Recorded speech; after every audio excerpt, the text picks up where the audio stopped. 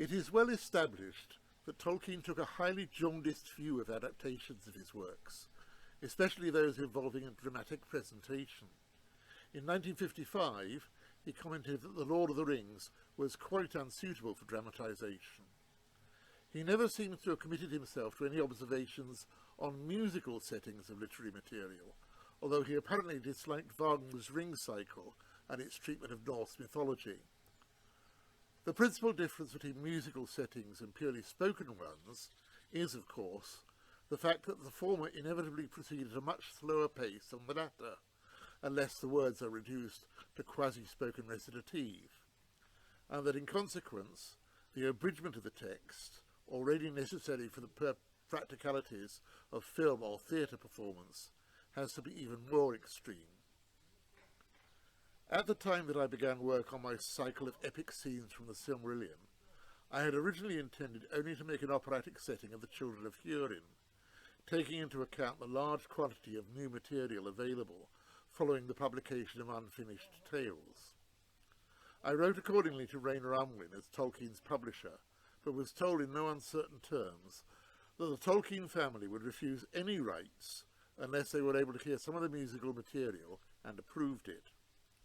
Faced with that challenge, I corralled a friendly pianist and produced a recording of the prologue to the Children of Húrin, myself both singing the role of Morgoth, with my head in a bucket to provide amplification, and speaking the role of the defiant Húrin. Much to my amazement, now as well as then, J.R.R. and Christopher Tolkien appreciated what I was driving at, and were positively cooperative in helping me to sculpt a usable libretto from the alternative versions of the material, including some manuscript drafts that were at that time unpublished, aid that then extended to other later works in the cycle. The three great tales, as Tolkien called them, of Beren and Lúthien, the Children of Húrin, and the Fall of Gondolin, were preceded by an introductory work entitled Feanor, which served as an introduction to the legends, and indeed to the Silmarils themselves. Although the Children of Húrin contained a considerable amount of dramatic material, which could be treated in a relatively conventional manner, there were sections of the story, including passages which Tolkien himself had left in an unfinished state, where the progress of the tale could only really be carried forward by narration, using Tolkien's own words assigned to a chorus of what I dubbed unseen voices. This narration became an even more significant element in the other evenings of the cycle, to the extent that the first triptych in Feanor consists entirely of this explanatory material, in a choral setting with no soloists at all appearing until the second triptych, nearly an hour into the music. Indeed, it was the sheer volume of choral writing in Feanor which has led to the work being the last of the cycle to be recorded, but I can play a segment of one of the crucial solo scenes, where the curse of Mandos is proclaimed to the host of the Noldor seeking to come to Middle-earth.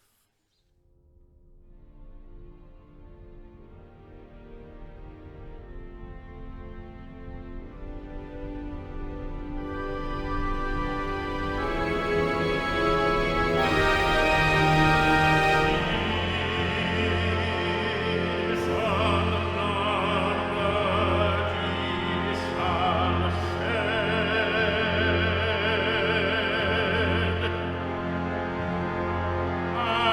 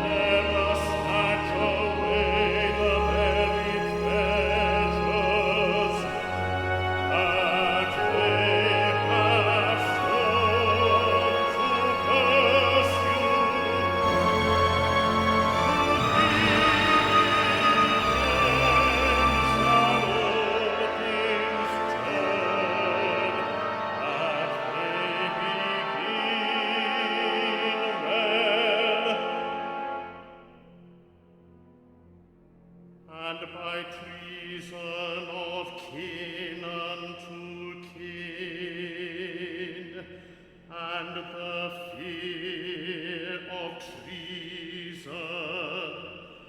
Shall this come to pass? The dispossessed shall they be forever.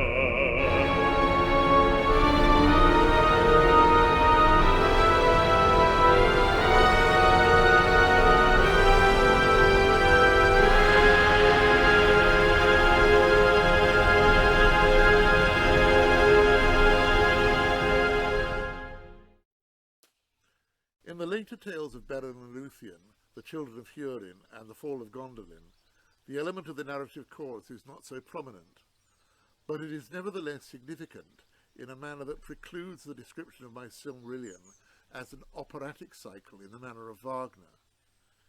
It is more akin to the notion of a choral drama proposed by Rutland Boughton for his work The Birth of Arthur, which was designed to launch his own Arthurian cycle, a projected series of similar proportions to my Silmarillion, but of which the last two evenings remain unperformed to this day.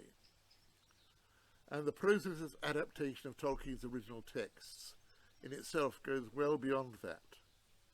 In the love scene, when Beren first encounters Lúthien dancing in the forest of Neldereth, the sung words derive not only from the description found in the published editions of the Silmarillion and Beren and Lúthien, but also draw from earlier sketches for the Lay of Lúthien and later revisions, as well as Aragorn's song at Weathertop, when he describes this meeting to an audience of uncomprehending hobbits.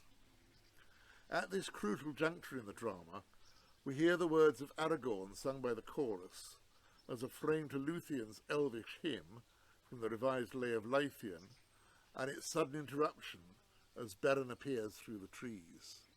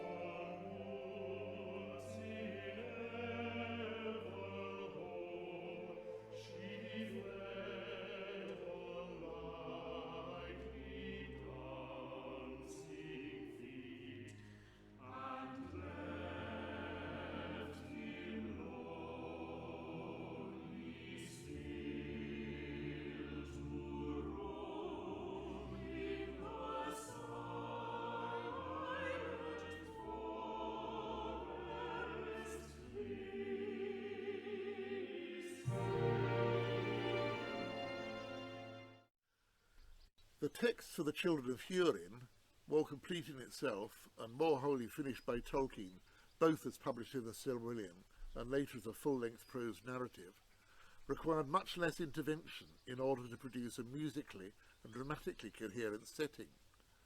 Nonetheless, there were places where the dialogue provided by Tolkien simply failed, and even in the original version of the story in the Book of Lost Tales, we were without such precious little in the form of dialogue for a crucial episode such as the death of Beleg. I could simply have rendered the drama in visual terms, but the involvement of the chorus describing the scene and the action adds an additional dimension.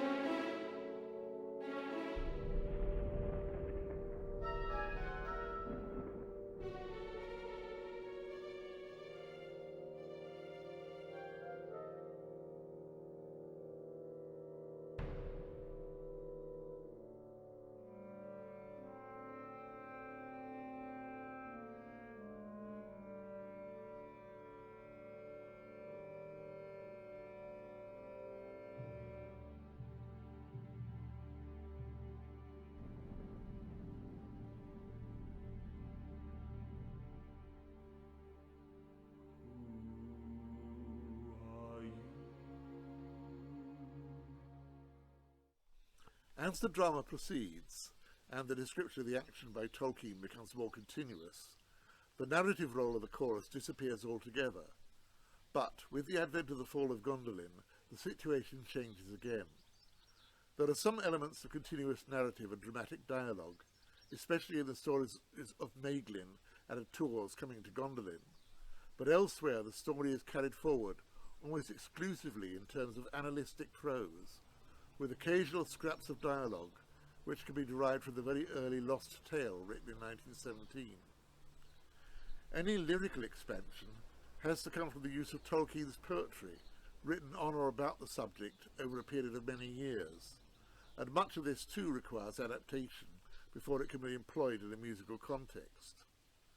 In this next passage, we hear the epilogue, Beginning by the shores of the ocean as Tuor prepares to set sail into the west. His words are drawn from the poem The Happy Mariners, revised by Tolkien at the time of the writing of The Lord of the Rings, while in the background distant elvish voices sing the poem The Last Ark, written as part of his 1931 essay as Secret Vice, but also subsequently revised in the 1960s.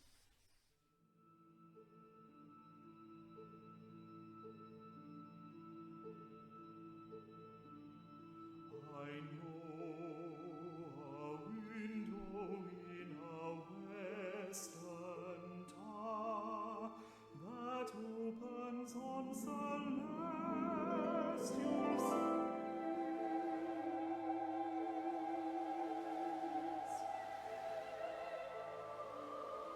From wells of dark behind the stars, there never blazed a keen and earthly breeze. Its feet are washed by waves that never rest.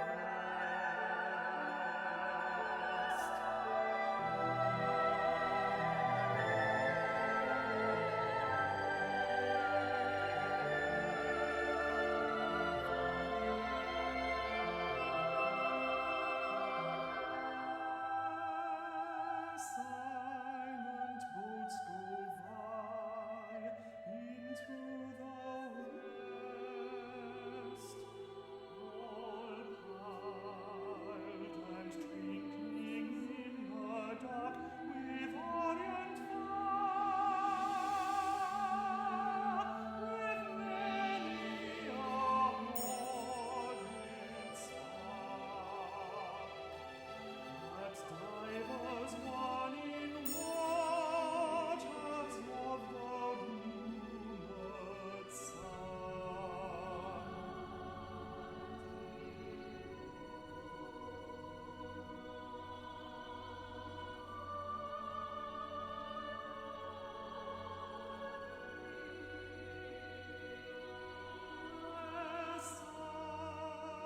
Sometimes throbs below a silver heart,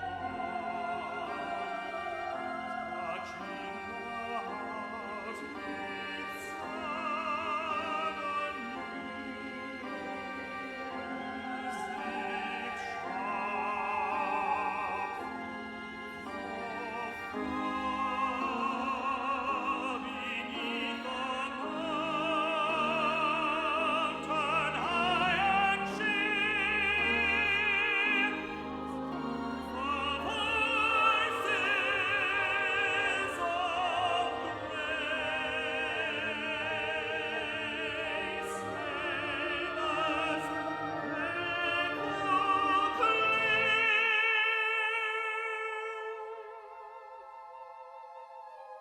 Afloat amid the shadows of the world, in oarless ships, and with their canvas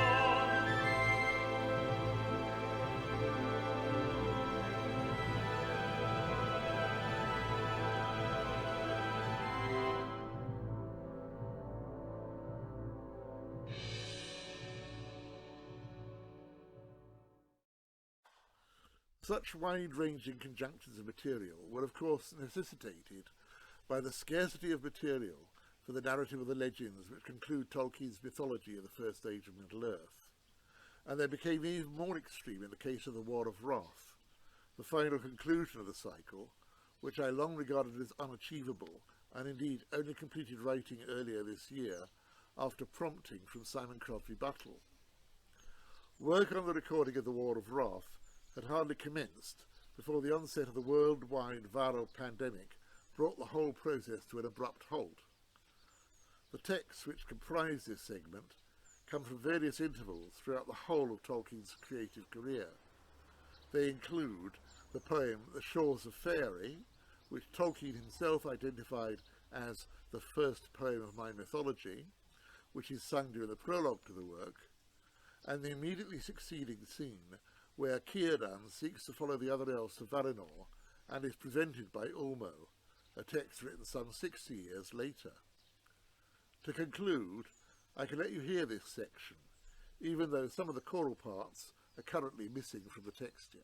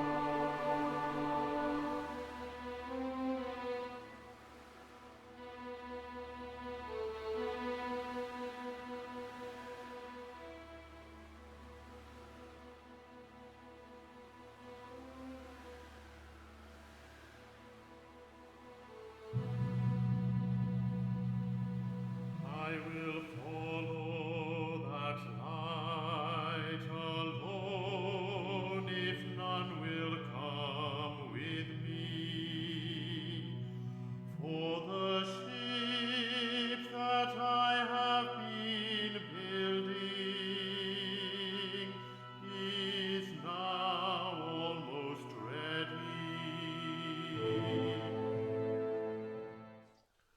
We very much hope later this year to return to the recording not only of the War of Wrath, but also Feanor, which had largely been completed before the process halted, and then to furnish an appendix, including fragments and episodes from my projected cycle on the Lord of the Rings, written before the Silmarillion, but which later found echoes within it.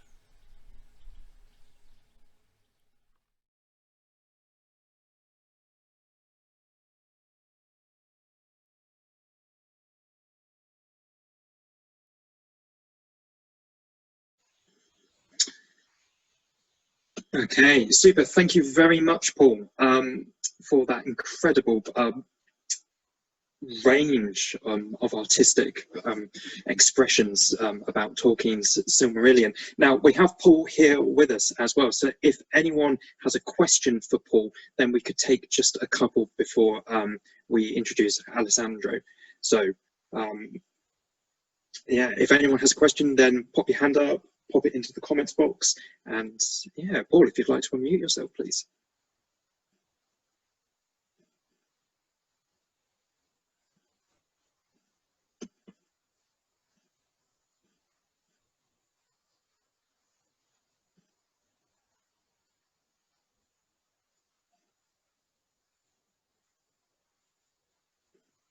Okay, right, so we have one question so far. So, Paul, the question is, how do you choose your scales and modes in your music?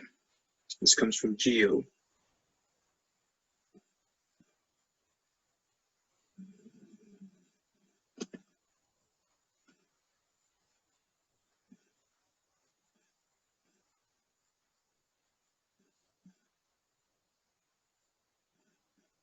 Paul. Hello. Hello, Paul. Hi. So Sorry, we've just had sorry about that. My mouse was through wobbly. Okay, so we've just had a question. How do you choose your scales and modes to in your music? And this is from a question from Gio. Well, obviously, some of them are based upon English folk modes, but I basically select what seems to fit with the mood or the emotion of the music at any given point. I don't allow myself to be hidebound by a particular technique. I don't think I can fully explain it further than that, except there is an article on my website. If you look under the Children of Húrin section, I actually explain in some detail precisely the way in which the harmonies are constructed, for example. Okay, excellent, thank you.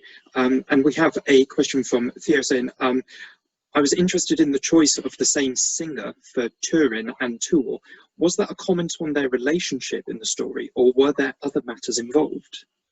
Just a matter of what singers were actually available at any given point in time.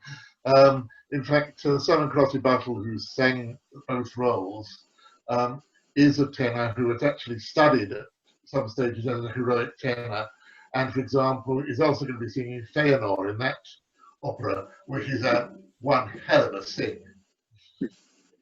Okay, super. And just before we move on to Alessandro, just one final question from Andrew. Were you influenced by Sibelius in your orchestrations at all? Of course, Sibelius was one of Tolkien's favourite composers as well. Regarding Sibelius, of course, there are resemblances between the plot of Húrin and of Kullervo.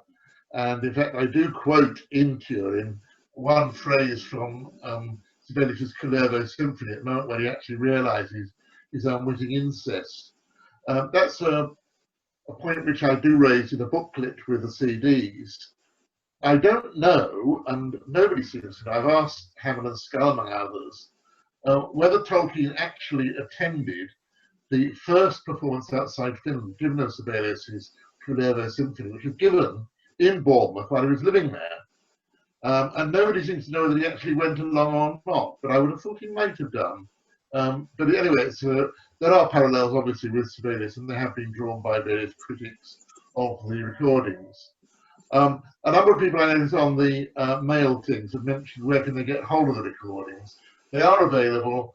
If you go to Volante Opera's site online, you can actually see there where you can actually order autographed copies, but otherwise they are available as well from Amazon and various other places. They are not, however, available on YouTube because the recordings have been made on a profit-sharing basis by the singers, and therefore, until such time as the costs have been covered, then the singers don't actually see any money back from it. So it's for their benefit and to make sure that in future we can carry on with these recordings, that we don't actually make them available on YouTube, where people don't actually have to pay to hear them at all.